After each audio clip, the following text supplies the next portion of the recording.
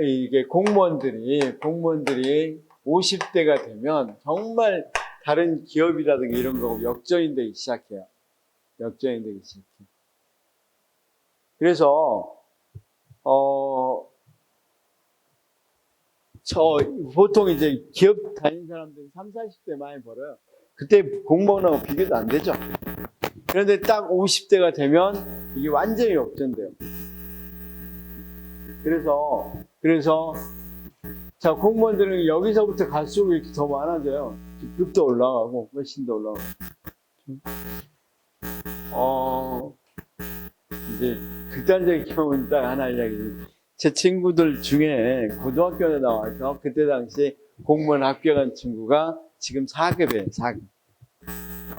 서기관 하고 있어요. 그때 당시 서울대 나와서 서울대 국제경기대 나와서 제일 잘 나가던 증권이 뭐였죠? 갑자기 생각이 안 나네. 어쨌든 거기 가가지고 48세 때 잘렸어요. 팀장급 하다가 그게 잘려가지고 개인적으로 증권 좀 하다가 조금 망했어요. 개인 혼자 하니까. 그래서 벌써 교도소를 몇 번 들락달락한 뒤에 행방이 묘연해요. 그러니까 이건 제가 완전 극단적인 경우를 이야기한 거고 그건 모르는 거야. 어떻게 될 건지는 모르는데 최소한 공무원이 되면 안정적인 부정 비리 안저리고 하면 이 친구는 몇 살까지 가겠어? 62세까지 60세까지는 무리 없이 간단 말이야. 근데 보통 잘 나가는 기업이면 돈 많이 주고 30, 40대 많이 주는 기업일수록 되게 짧아요. 그러니까 그 올라갈 수 있는 계단이 10개 이제 하나밖에 없어. 10명이 같은 직위에 있다가 한두 명이 올라가니까 나머지 8명은 다 그만둬야 된다. 그래서 은행 같은 경우는 40대 명예퇴직 한 친구도 그때 당시 5억이면 엄청나게 많이 줬거든요. 6억인가? 5억인가 받아서 했는데 음식점에서. 뭘 알겠어. 그렇다고 해서 40대 후반에 놀고 있습니까? 그래서 어떻게 지금 특히 코로나까지 오고 이렇게 해서 완전히 엉망이 됐죠. 삶이 엉망이 돼요. 그러니까 그냥 단순하게 막 뉴스 같은데 이런 것에 너무 취해가지고 무엇은 안 좋은지 이거 맨날 돌아가요. 보면 다 돌아가요. 유행은 항상 이렇게 돌아. 그래서 공무원이 유행했던 때가 있으면 안 됐던 때가 있고 또 유행인 때가 있고 안 될 때가 있고 이런단 말이야. 그렇죠? 그래서 그러니까 자기가 공직에 좀 뜻이 있고 그게 좀 취미를 가지면 그 직업을 꾸준히 하면 돼요. 무조건 꾸준히 하면 돼. 주변하고 비교할 게 전혀 없어요. 주변은. 지금 와서 비교를 해보면 지금 비교하니까 그럴지 모르지만 지금 와서 비교하면 서울대 하고 증권회사 있을 때 미래에서 증권에 있을 때 누가 부럽겠어요. 누가 40 초반 30대 말에 40대 초에 팀장으로 딱 올라서도 엄청나게 했는데 그런데 그만두고 이제 더 이상 올라갈 데가 없으니까 그만두고 물론 사업이 망한 케이스도 있겠지만 왜 그들은 사업을 하냐면 그 나이에 뭐 합니까? 그 나이에 40대 초반에 골프 치러 다닙니까? 스님들 보면 좋겠죠. 골프 치고 해외여행 다니고 그게 한두 번이죠. 집에서 맨날 놀아라 가면 정말 그러니까 이런 이야기 하면 좀 곤란해. 그런 사람이 쉽게 말해서 마약하고 그럴 수도 있어요. 더 이상 무슨 재미가 있겠어요. 지금 TV도 하루 종일 봐라 그러면 재밌습니까? 맨날 일해야 TV 좀 나는 시간이 재밌죠. 쉬는 시간도 즐겁죠. 맨날 놀아라 그러면 쉬는 시간이 어떻게 즐겁겠어? 또 놀아요? 이렇게 나오지. 그래서 항상 너무 이렇게 휘둘릴 필요는 없어. 이게 이거다, 저거다. 왜 그랬냐면, 왜 지금 공무원 사회를 이렇게 깎아내리냐면, 문재인 정부 때 이제 공무원들 많이 뽑았잖아요. 근데 이 정부는 많이 뽑을 수가 없어.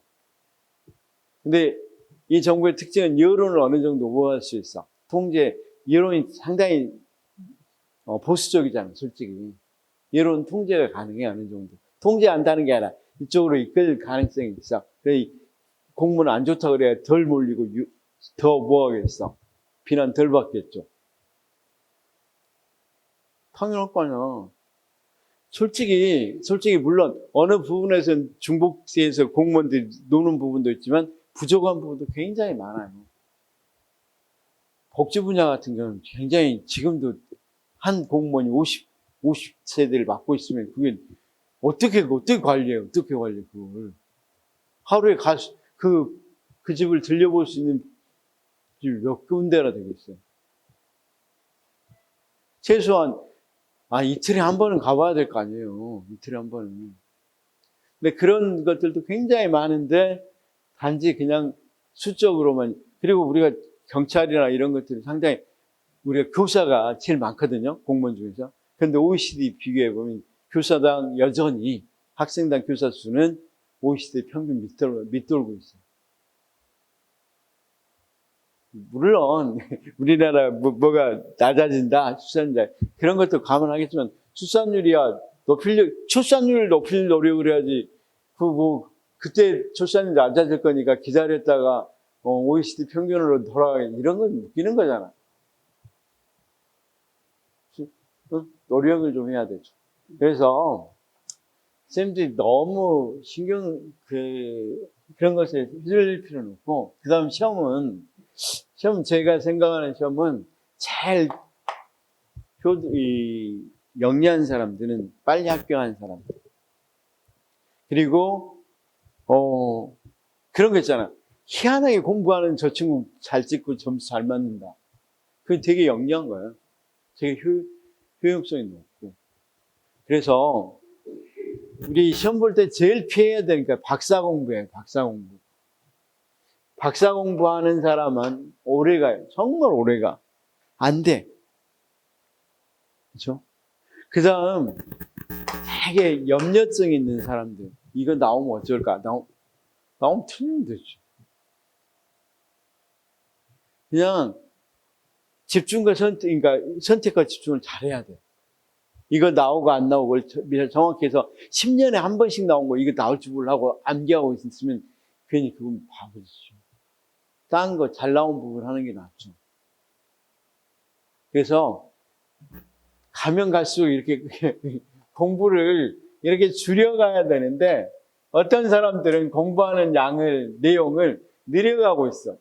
그럼 우리가 머리가 그게 좋습니까? 이거 어떻게 이게 다 외워요? 이거 안 돼. 이해해서 맞출 수 있는 건 물론 맞춰야 되고, 암기해서 맞출 수 있는 건 암기해서 맞춰야 돼. 우리는 100분밖에 시간 안 주니까. 그런데 복잡한 거 한다고 다 외워서 한다? 그럼, 이해해서 한다? 그건 이해할 거야. 이해가 안 되는 부분도 많고, 그냥 이것 나오면 이거다고 생각하는 게 나아요. 그래서, 우리가 어쨌든, 제일 영리한 짓은 빨리 합격하는 거. 빨리 합격하시면 돼. 그래서 다음 주에 좀 이야기해드리겠습니다. 공부하는 법하고. 자, 그래서 우리가 이 암기를 어떻게 할 건지도 조금 설명하면서 제가 이제 청킹집을 작년에 이렇게 제가 만들어 놨거든요. 근데 이번에는 대폭 다듬었어요. 청킹하는 거. 말이 좀 잘 되게. 그렇죠? 그래서 좀 빨리 외울 수 있도록. 우리가 지난번에 지방세 같은 거 그냥 외우는 게 훨씬 낫잖아. 그렇죠? 시도세, 주도자 3등. 이렇게 해서 그냥 답 쓰는 게 낫죠. 그렇죠? 단비필에 미안해. 담비 뭐였지? 줄의 지지였었나? 그래. 그런 걸로 외우는 게 훨씬 더 낫죠. 빨리빨리 하는 거니까. 그렇게 외우는 게 빨리 외워지고, 답 쓸 때 그거 고민합니까? 그냥 쭉 읽어보면서 답 쓰는 게 훨씬 낫죠? 모든 행정학에서 시험 나올 걸 다 그렇게 바꿔버리려고. 이야기한 걸 이야기로 만들어서 바꿔버려서 그대로 그냥 이 문제 나오면 이게 답에서 행정학 문제 20문제를 최소한 10분 이내에 풀어버리게. 그러면 나머지 문제, 왜냐면 행정학 문제는 거의 한 8, 90%는 암기 문제예요, 암기. 이해라고 생각하는데 아니에요, 암기예요, 암기. 그래서 행정법하고는 또 조금 달라요. 행정법은 솔직히 판례가 있고 뭣도 있고 그러니까 조금 정확히 읽어야 되겠죠. 법이라. 근데 행정은 그렇게 읽을 필요 없어요. 사회과학은 그 문장 보고도 답을 맞출 수 있어야 돼요. 자연과학과 달리 사회과학에 답이 있어요, 없어요? 답이 없어요. 그럼 답을 만들어야 돼요. 자, 우리 쌤 키가 커요, 안 커요? 몰라요. 서장훈이한테는 키 적죠. 저 옆에는 키 크잖아. 그럼 모른단 말이에요. 그럼 이 사람, 그게 사회과학이에요. 크냐 안 크냐는 몰라요. 이게 좋은지 안 좋은지 잘 몰라요. 그러면 분명히 뭐가 있어요. 서장훈에 비해서 크냐, 그래야 답이 되는 거예요. 사회과학은 그런 게 있어요. 그러면 사회과학이 답이 되는 답들은 모범적인다. 말 자체에서 안 틀려. 그럼 무조건 답인 거예요. 그러니까 틀렸다 할 수가 없는 거예요. 그러니까 항상 사회과학은 비교 개념을 넣는 거예요. 이 사람에 비해서 이 사람이, 그래야 답이 명확해지니까. 그렇지 않으면 답이 명확해지지 않을 가능성이 굉장히 크겠죠. 그렇죠? 자, 나중에 하고. 지금 제가 안 해서 빼먹은 부분 합시다. 잠시. 우리가, 선생님, 이거, 사무배분, 지방의 사무에 있어서 사무배분하는 부분, 사무의 종류, 이 부분만 조금 다뤄보고, 10분에 걸쳐서 하겠습니다. 자, 우리, 저기 원장님이 이 부분 끊어서 해주시라 그래서, 그 부분만 좀 끊어서. 제가 이게 하다가 소리가 울려서 이걸 꺼버렸나봐. 이걸. 원래, 머리가 안 좋으면 고생하는 거니까. 자, 우리 몇 페이지냐면, 쌤 262페이지. 자, 사무배분 남았죠? 자, 그냥 간단하게 사무배분은 세 가지가 있습니다. 무슨 사무? 크게 보면 두 가지. 국가사무하고 자치사무. 그쵸? 국가사무는, 다시 두 가지로 순수하게 국가사무하고 뭐와 관련된 사무. 그렇죠. 어느 정도 지방도 관련된 사무. 그걸 우리가 단체위임이라고 그런다. 그렇죠? 그러면 순수하게 국가에서 해야 되는데 누구에게 위임한 거다. 자, 여기 국가가 있습니다. 국가가 있는데 이 국가가 자치단체입니다. 여기는 자치단체. 자치단체는 지방의회하고 뭐가 있다고 그랬습니까? 자치단체장이 있다고 그랬습니다. 자, 그러면 거의 국가가 해야 될 의무가 있단 말이야. 업무가 있단 말이야. 사무가. 그래서 우리가 알다시피 국방이라든가 외교라든가 이런 사무들은 국가가 해야 되겠죠. 그렇죠? 그런 사무들을 위임해 주는데 기관유임은 누구에게 위임한다 그랬어요? 장에게. 자치단체 장에게. 그렇죠? 그다음 자, 이런 게 아니라 단체위임도 있습니다. 단체위임. 단체위임은 어떤 거 하는 거? 말 그대로 국가사무이긴 하지만 누구도 어느 정도 지방자치단체도 그렇죠. 어느 정도는 연결이 되는 거. 어느 정도 지방자치단체도 관련이 되는 거. 대표적인 거 하나 해봅시다. 어떤 게 있다고 그랬어? 국도 유지. 그냥 여러 가지가 있는데 국도 유지. 그래서 우리가 어떤 부분만 잘 보면 되냐면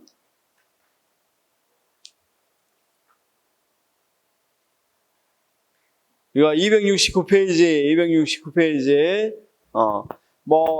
거기 보면 269페이지에 보면 보건소 설치 및 운영, 예방접종, 재구역 이런 게 있죠. 생활보호 이런 게 있는데 자, 그 중에서도 그냥 국도 유지 거기는 안 써졌는데 국도, 지방도 말고 국도를 유지하는 부분은 사실은 국가 사무이긴, 국도니까 국가 사무이긴 하지만 이걸 누가 이용하기도 해요. 당연히 지방자치단체 거기 주민들이 이용하기도 하죠. 여러분 국도 나아졌으면 국가로만 이용한 거 아니죠. 당연히 그 지방자치단체에서도 활용할 수 있죠.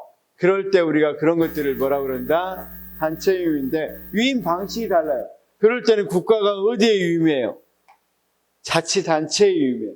즉 지방의회나 자치단체 장 모두가 관여할 수 있도록 한단 말이에요.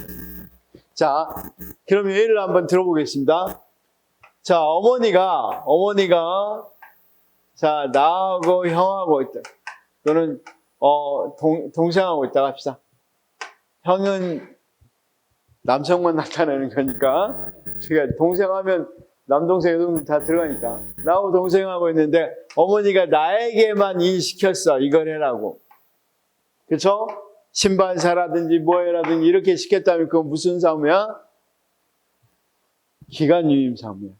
그런데 어머니가 이번에 어머니가 이를테면 30만 원 댈게. 너네들이 또 30만 원 모아서 이번 집안 행사 서로 상의해서 잘해봐라. 집안 행사 하는데 당연히 어머니가 당연히 부모님도 관여되겠지만 자신들도 집안 행사니까 당연히 관여될 수도 있겠죠. 자녀들이 성장했다고 생각해보고. 그럼 당연히 이랬을 때 이런 중에서 둘이 상의해서 집안 행사를 했다면 그건 무엇에 해당되겠어? 단체 유임이 된다면. 네? 그다음 자, 그다음 뭐가 있겠어? 여기 이거에다가 나나 동생이 고유하게 할 일이 있겠죠. 그렇죠? 이를테면 나나 동생이 아르바이트를 한다든가 또는 내가 이를테면 어떤 거 이발을 한다든가 나에 관계된 거 내가 할 수 있는 일들이 있겠죠. 이런 것들을 하는 것은 당연히 자치사무 고유사무가 되겠죠. 그렇죠? 그래서 우리가 고유사무로 뭘 이야기하고 있어? 자, 고유사무로는 상하수, 운동장, 청소, 미화, 청소 같은 것은 당연히 EH를 들어도 우리 방청소는 우리가 해야죠. 이런 것들. 그다음 이 학교 학교 숙제 레포트를 낸다든가 당연히 우리가 해야 될 사무죠. 그런 것들을 자치사무라고 한다. 그러면 거기 봐봐요. 그 경비부담에서 자, 당연히 교부금이라는 표현이 조금 그러지만 유탁금이라고도 표현하지만 기간유임은 누가 비용을 부담해야 되겠어? 이거 순수하게 누구 일이라고 그랬어? 국가 일이니까 누가 담당하는 게 좋겠어? 전부 국가가. 그래서 우리가 병역 통지서 같은 거, 입영 통지서 같은 거 돌리죠. 이거 돌릴 때 병무청에서 나와서 다 돌립니까? 병무청 직원 돌릴 수가 없죠. 다 동사무소의 직원들에게 다시 위임하죠. 그런 일들 그럼 동사무소 직원들이 다니면서 들었던 노고 같은 거, 경비 같은 거 누가 담당해야 되겠어? 국가. 그렇죠? 거기서 있다시피 그래서 누가 합니까? 전액 국가 부담입니다. 그런데 만약에 어떤 게 있다면 자, 단체 유임은 누구도 관계된다 그랬어. 국도 유지 같이. 어느 정도 국가뿐만 아니라 단체도 관계된다 그랬죠. 지방도. 그러니까 부담금이란 게 뭐였다 그랬어. 자, 한번 잘 봐봐. 부담금은 우리가 이 부담금은 여러 가지, 부담금은 이런 거야. 일단 부담금은 어떤 것이 부담금이 경부의 일부를 부담하는 게 부담금입니다. 그래서 우리가 이런 경우를 첫 번째 한번 경우를 생각해 봅시다. 이런 부담금이 어떤 부담금이 있겠어? 주민이 내는 부담금도 있습니다. 자, 여기까지, 여기 이제 이 수도시설 같은 거 또는 전기를 놓는데 여기 마을까지 놓는데 이 집은 좀 떨어져 있어. 일단 100m 떨어져 있어. 이 마을하고 이렇게 좀 떨어진 집들도 있죠. 그럼 이 집까지 수도를 놓으려면 돈이 또 엄청 들겠죠. 그럴 때 이 사람한테 뭘 해야 돼? 당신 부담금 내라. 경비적인 일부를 부담해라 그래요. 물론 다 부담해라 그러면 좀 그러니까 우리가 20% 할 거니까 당신 80% 내십시오. 그래서 수도를 놓읍시다. 이렇게 이야기한단 말이야. 이게 부담금이야. 방금 그럼 누구에게 부담금을 받았어? 주민에게 받았죠. 그 다음 이 대부분 어떻다 그랬어? 아파트 지면 우리 선생님 아파트 사시나요? 아파트 보면 거기에 학교들 다 있죠. 그 학교들은 아파트 진 사람들이 자기들이 뭐가 돼? 그거 지어놓으면 사람들 많이 오잖아.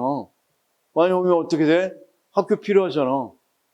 그러니까 니네들 이렇게 아파트 줘서 줄 거니까 학교는 당연히 아파트 사람들 니네가 지어놓은 것 때문에 사람들이 많이 오게 되고 학년 인구들이 늘어나니까 니네도 어느 정도는 부담해. 그거 없었으면 학교 안 줘도 되는데 니네들 지어놓으니까 거기 온 거잖아 하면서 부담해. 해서 그러니까 그런 것들이 부담금입니다. 또 부담금은 여기도 부담금이라는 표현 쓸 수 있겠죠. 여기 한번 봐봐.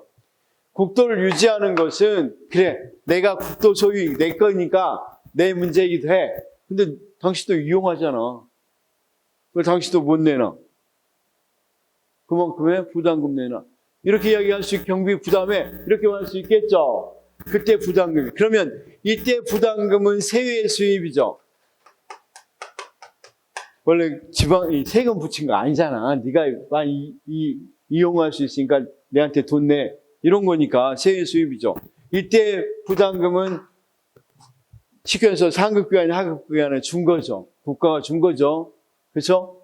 그러면 이때 부담금은 어떤 것이에요? 국고보조금에 해당되겠죠.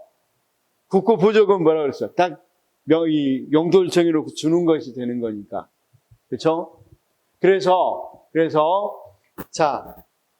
여기서는 뭐 하겠어? 일종의 거기 보니까 뭐라고 돼 있어? 일부 국가부담해서 부담금 이렇게 돼 있죠. 그래서 부담금이 어떤 거예요?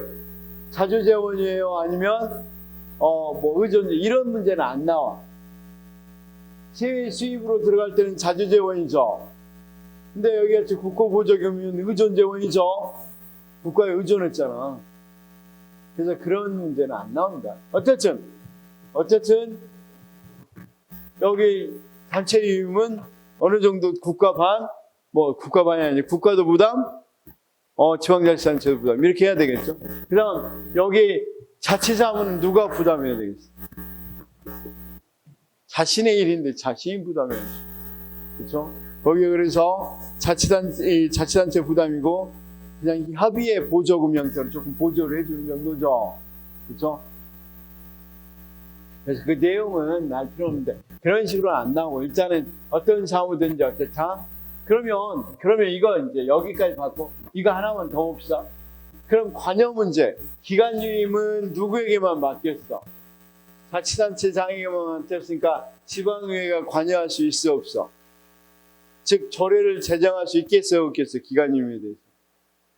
여기에다 맡겼으니까 여기가 관여할 필요는 없죠. 그러니까 쉽게 말해서 조례 제정이 안 된단 말이에요. 그 사무에 대해서.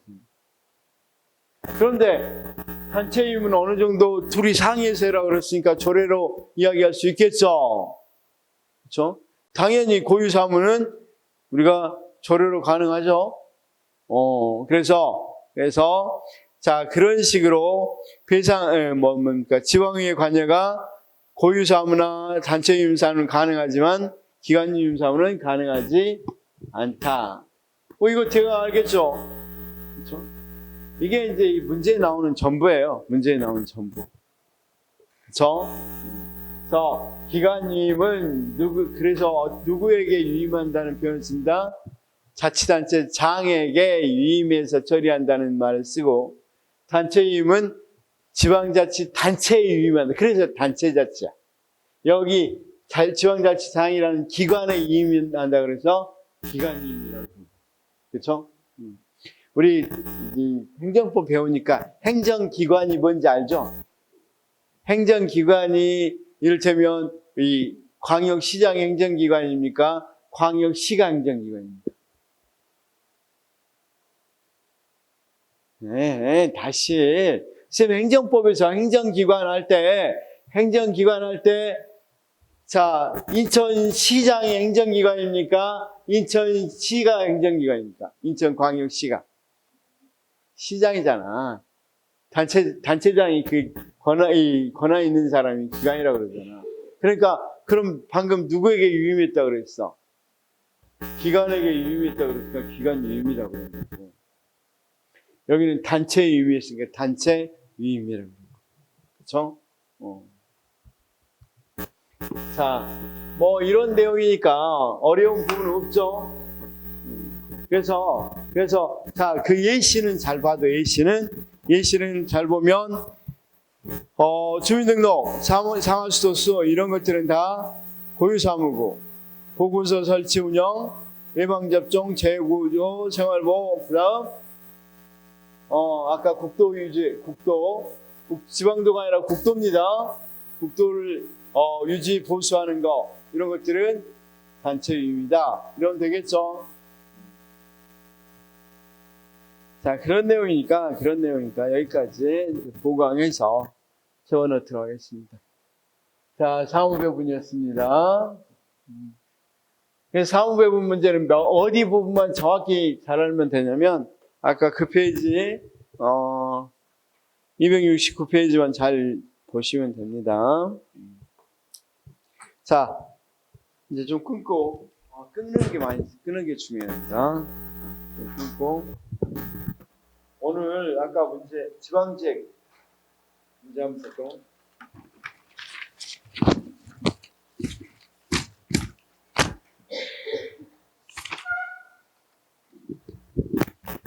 많이 잊어먹었죠?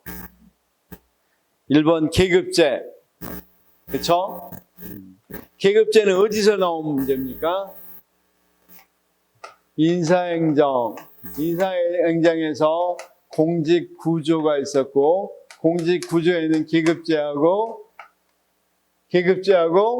직위분류제. 그럼 모든 사회과학은 계급제의 고유한 특성이 있느냐? 천만의 말씀입니다. 무엇에 비한 계급제의 특성이다?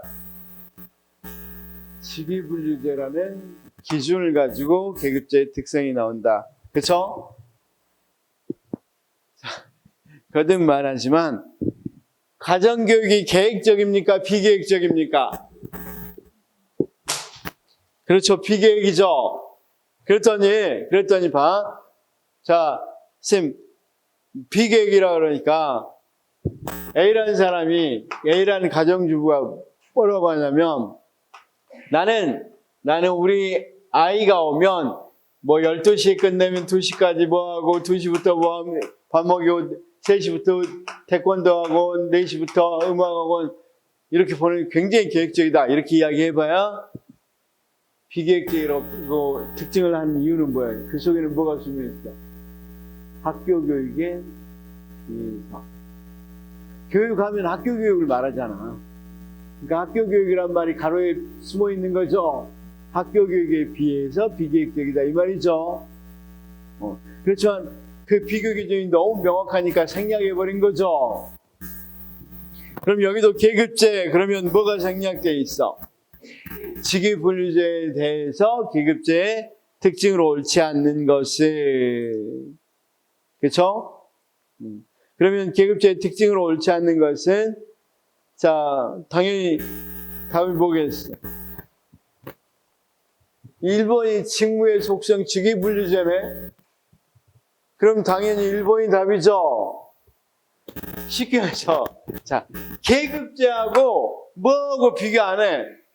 뭐 직업공무제하고 비교 안 한단 말이에요. 계급제는 이 둘 간에 비교를 한단 말이에요. 무슨 말인지 알겠죠? 갑자기 이 두 개들 갑자기 다른 거하고 비교하지는 않는단 말이야. 자, 민치버그의 조직 유형이 아니기 너무 쉽죠? 5가지. 이런 것들은 암기해야 된단 말이에요. 청킹으로. 그쵸? 그럴 때 안 것은 뭡니까? 홀라크라시는 지금 잘 안 들어봤죠? 그래서 몇 번? 4번. 홀라크라시라는 것은 이 정책을 결정할 때 상층부에서 하는 게 아니라 전체가 그냥 거기 지금 영어 공부 좀 할까요? 홀 뜻이 뭡니까? 홀. 앞에 있는 HOL이 어떤 걸 이야기합니까? 뒤에 있는 크라시는 지배하다는 뜻이죠. 우리가 비어크러시는 관료제. 그쵸? 에드크러시는 우리가 임시 조직. 그쵸? 그런 거 똑같잖아. 그래서 여기 홀로크러시니까 전체가 지배하는 것. 이렇게 돼 있죠? 그래서 영어만 좀 보시면 돼요. 이런 건 들어보지도 못했으니까 답은 몇 번? 4번.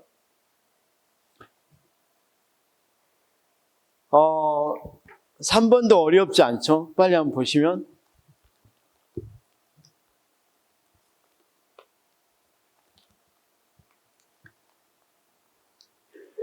다음 몇 번?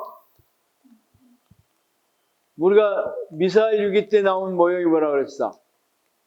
앨리슨, 그쵸? 앨리슨 모형이라고 그랬죠? 자,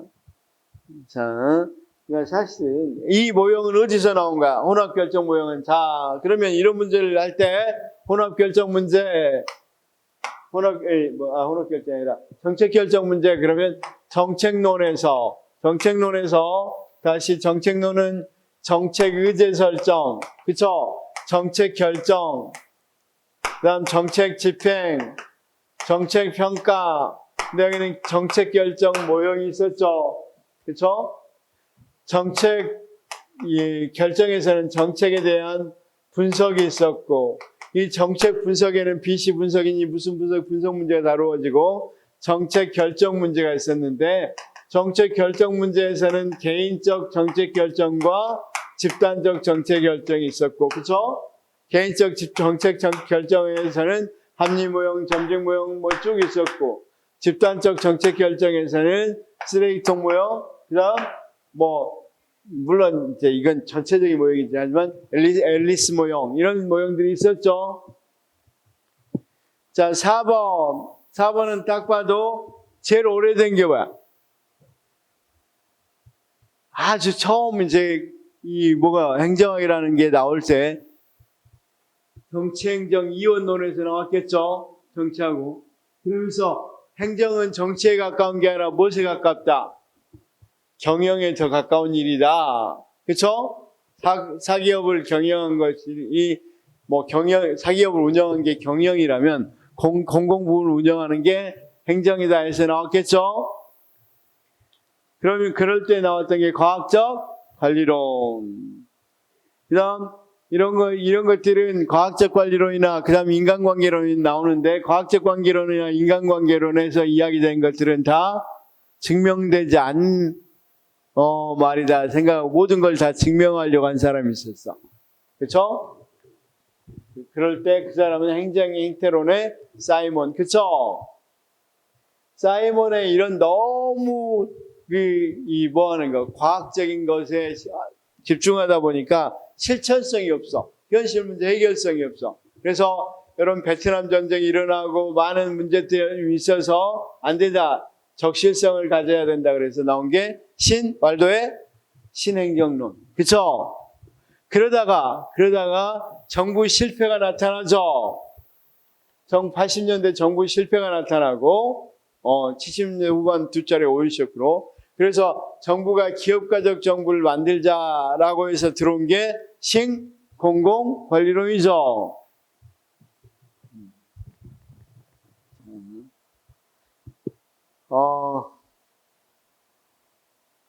그 다음, 여기까지는 다 알겠죠? 5번은 어떤 문제일까? 엘리트 이론과 자원주의 문제는 어디 문제였어? 엘리트 이론과 자원주의 문제, 특히 이제 집행의제 설정, 집행의제 설정에서 집행위에서 이 정책을 누가 사실은 누가 해서 결정하는 정책에 대해서 만들어지냐, 정책이 의안되느냐, 만들어지냐, 그렇죠? 그래서 자 정책은 엘리트에서 정책이 만들어지더라. 그러니까 의제 설정이 되고 이 의제 설정이 넘어져서 실제로 정책으로 만들어지더라. 그렇죠?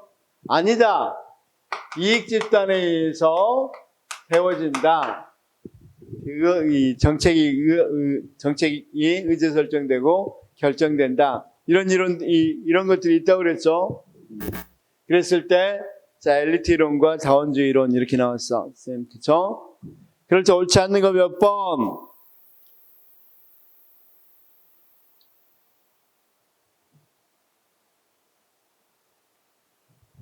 몇 번? 자, 이건 외워야 돼요, 사실은. 우리가 엘리트 이론에서는 뭐 고전적 엘리트 이론과 미국의 엘리트 이론인데 미국의 엘리트 이론은 두 가지. 현명한 사람은 밀지, 그쵸? 현명한 사람들은 돈 줘도 밀죠, 그냥 밀지. 뭐 어쨌든 헌터는 명예접근법, 그다음 밀즈는 지위접근법 이런 게 있었죠. 그런데 뭐라고 돼 있어? 명성접근법을 뭐라고 이야기했습니까? 밀지라고 그랬죠. 현명한 사람 민다고 그랬는데, 그쵸? 그래서 헌터는 명예접근법이죠. 근데 뭐라고 돼 있어? 밀지가 명성접근법으로 써져 있죠. 그래서 우리가 이렇게만 알면 안 돼. 이거 헌터, 밀즈, 미국의 엘리트론 이렇게만 알면 안 된단 말이에요. 이걸 같이 만들어야 되는데 만들 때 현명한 사람 밀지 않아? 뭐 이렇게 이야기한다든가. 그렇죠? 헌명 그러면 그걸 이제 말 조금 더 만들면 되겠죠? 헌명 밀즈, 밀지. 근데 하나 만들면 그게 더 괜찮더라고. 맨날 바꾸면 이상하니까 그냥 현명한 사람은 밀지 않아요. 헌명, 밀지.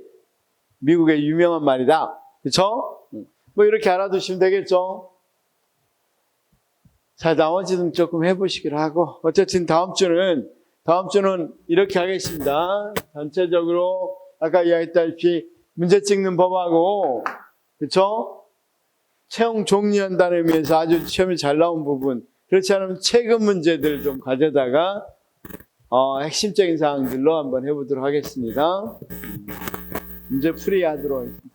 그래서 이것도 한번 다 풀어보면 전체를 볼 수 있어요. 전체를 한번 본 거하고 또 그때. 그럴 때 풀 때마다 제가 이걸 해드릴 거야. 어디 부분에 어떤 문제인지를 이야기해 드릴 거야. 그것만 파악하면 거의 다 문제 맞춰요. 아까 뭐가 나왔을 때부터 우리가 이 직위불제나 이런 거 나왔을 때도 직위불제 나오면 어디에 들어가 있고 누구랑 비교된다는 것만 알면 되죠. 여기 같은 경우도 누구랑 비교된다는 것만 알면 되겠어요. 엘리트론, 우리가 뭐가 있어요? 다원주의, 엘리트론, 신다원주의, 신엘리트론 뭐 이런 거 있죠. 그래서 신엘리트론의 대표적인 게 무사, 결정론 이런 부분을 쭉 알면 되겠죠.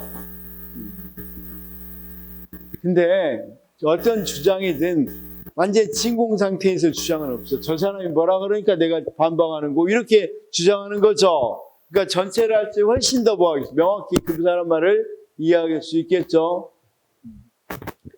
자, 오늘 고생하셨고 다음 주에 한번 해보도록 하겠습니다. 어쨌든 그 다음 주는 될 수 있으면 이거 하나만 가져오면 됩니다. 이거 하나만. 1월부터는 이거 하나만.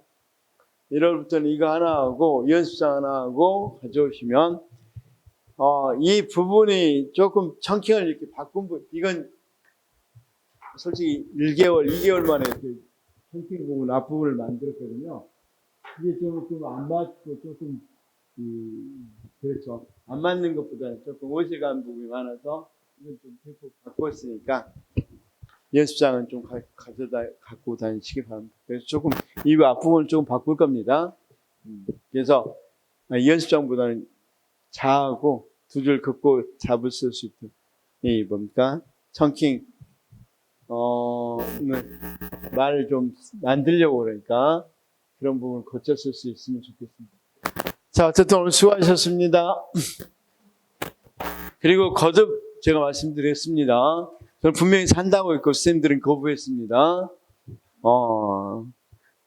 고맙습니다.